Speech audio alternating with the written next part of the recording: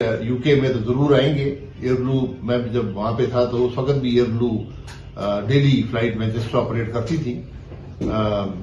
تو مجھے امید ہے کہ اب چونکہ یو کے کی جب پرمیشن کھل جائے گی، ایسا کی تو ہو گئی ہے ایز اے ریگولیٹر، ہمارے سی اے کو انہوں نے قبول کر لیا ہے، تو میرا خیال ہے یو کے والے بھی اس مہینے اگلے مہینے جا رہے ہیں. اس کے بعد پھر پی آئی اے بھی اور دیگر ایئر لائنیں بھی یہاں پر ضرور آپریٹ کریں گی. بہت بڑی مارکیٹ ہے، ضرورت بھی ہے کہ یہاں سے ڈائریکٹ فلائٹیں ہوں.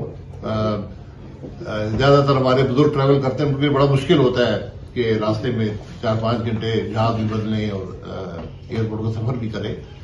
تو یہ انشاءاللہ یہ سلسلہ ملک ریاض صاحب کا جو اس وقت ایشو سب سے زیادہ سامنے آ رہا ہے، تو آپ کو لگتا ہے حکومت کامیاب ہو جائے گی ان کو پاکستان لے جانے میں، اور ان کے خلاف وہاں پہ مقدمات چلنے چاہیے؟ آپ کو کیسے لگتا ہے؟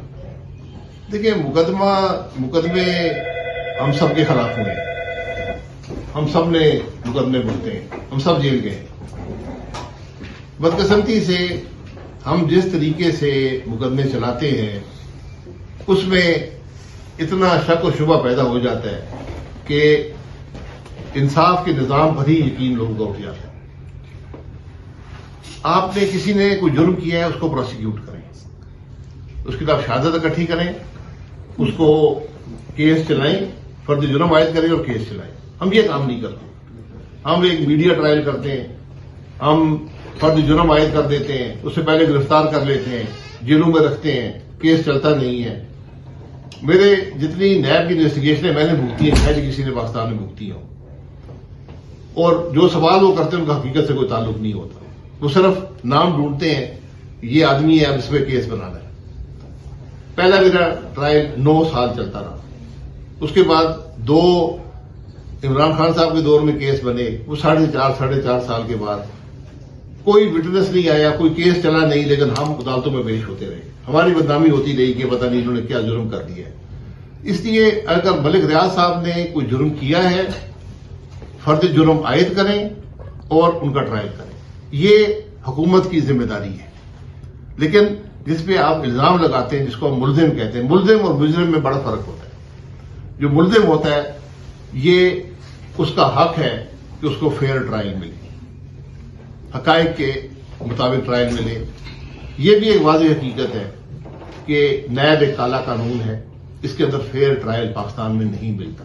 آج تک کسی کو نہیں ملا، نہ میاں نواز شریف صاحب کو ملا، نہ شہباز صاحب کو ملا، نہ زرداری صاحب کو ملا. جرم کیا ہی نہیں، یہ بات ایک طرف قطع نظر کر دینا.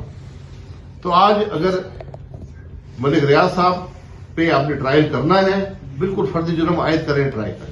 شہید صاحب یہ بتائیں کہ آپ نے کہا اوورسیز پاکستانی جو ہے وہ بڑا کردار ادا کر رہے ہیں، ان سے انگیج کرنے کے لیے آپ کی پارٹی نے کیا کیا ہے؟ سوشل میڈیا پہ اگر دیکھیں تو ٹویٹر پہ صرف 25 سے 30 فالوورز ہیں شاید تمام پاکستان پارٹی کے. انسٹاگرام پہ اکاؤنٹ ہے ہی نہیں، ٹک ٹاک پہ کوئی 2-2.5 فالوورز ہیں. تو سوشل میڈیا ایک بڑا میڈیم ہے، اس کو کیوں چھوڑا ہوا ہے بالکل خالی؟ اور دوسری چیز یہ کہ آپ نے کہا ریمیٹنسز بڑے ہیں، تو اس کا مطلب جو ایک ہمارے سابق وزیر اعظم نے اپیل کی تھی جیل سے کہ ریمیٹنسز نہ بھیجیں اوورسیز پاکستانی، اس کا کوئی اثر نہیں ہوا. شکریہ. سوشل میڈیا پہ دیکھیں، شاہد صاحب کا اکاؤنٹ ہے، ٹویٹر پہ میرا اکاؤنٹ ہے، ہم اس پہ زیادہ آپ دیکھیں روز ٹویٹ کرتے ہیں. انسٹاگرام میرا اکاؤنٹ ہے، اس پہ ٹویٹ کرتے ہیں.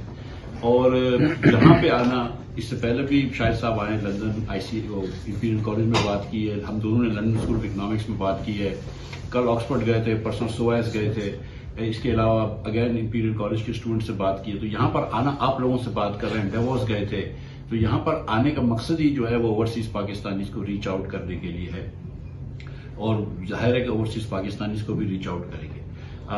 دوسری جو آپ نے بات کی کہ ریمیٹنس جو ہے، دیکھیں ریمیٹنس بھیجتے ہیں اوورسیز پاکستانیز. عموماً جو دیکھا گیا ہے کہ جب اسٹوڈنٹس آتے ہیں اور جب جاب کر رہے ہوتے ہیں اور سنگل ہوتے ہیں تو اس کے بعد زیادہ پیسے بھیجتے ہیں. جب شادی وغیرہ ہو جاتی ہے، بچے ہو جاتے ہیں یہاں پہ، تو ان کے یہاں پہ اتنے اخراجات ہوتے ہیں کہ وہ اتنے پیسے نہیں بھیجتے.